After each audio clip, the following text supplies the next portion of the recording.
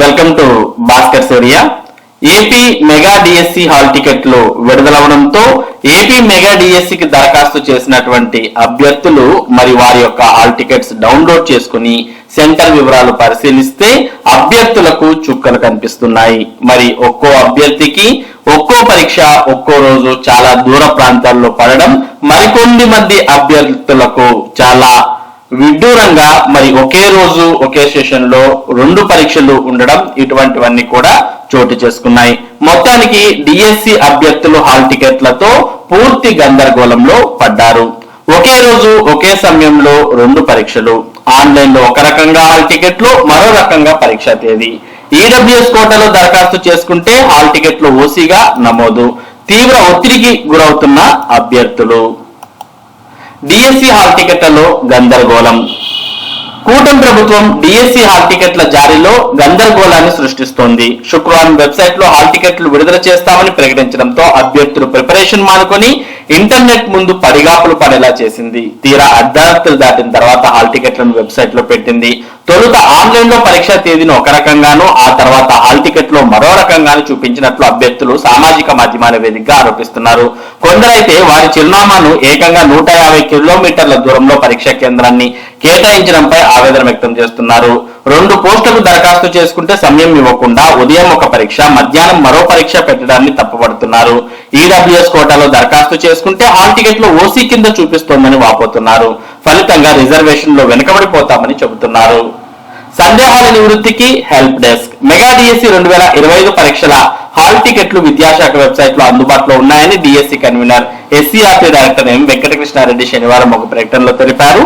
Hall టికెట్లలో ఏవైనా అభ్యంతరాలుంటే అభ్యర్థులు help line సంబంధించినటువంటి హెల్ప్ డెస్క్ నంబర్లకు ఫోన్ చేయొచ్చు అంటూ మనకి ఇక్కడ ఫోన్ నంబర్స్ ఇవ్వడాన్ని మనం చూస్తూ ఉన్నాం. ఈ ఫోన్ నంబర్స్ లో ఏ ఫోన్ నంబర్ కి ఫోన్ చేశానా లేదా డిఎస్సి గ్రీవెన్సెస్ @apschool.edu.in అనే అడ్రస్ కు మెయిల్ చేసి సందేహాలను నివృత్తి చేసుకోవచ్చని అన్నారు.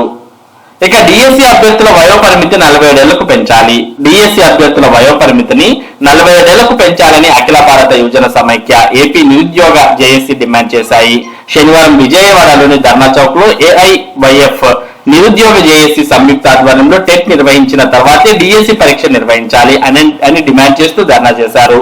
ఎప్పుడో జరిగిన టెట్ ఆధారంగా డిఎస్సి నిర్వహించేందుకు ప్రభుత్వం సిద్ధమైందని అన్నారు. దీంతో 2023-25 మధ్య బీఈడీ పూర్తి చేసిన వారు డిఎస్సికి అర్హత లేక తీవ్రంగా నష్టపోతున్నారని తెలిపారు. తప్పుల తరగ్గా హాల్ టికెట్లు. విజయనగరంలో శిక్షణ పొందుతున్న శ్రీకాకుళం జిల్లా టెక్కలికి చెందిన బెహార చక్రధర్ రావు డిఎస్సికి అర్హత ఉన్న SANL physical director school assistant PET మొత్తం 4 పోస్టులకు దరఖాస్తు చేసుకున్నారు.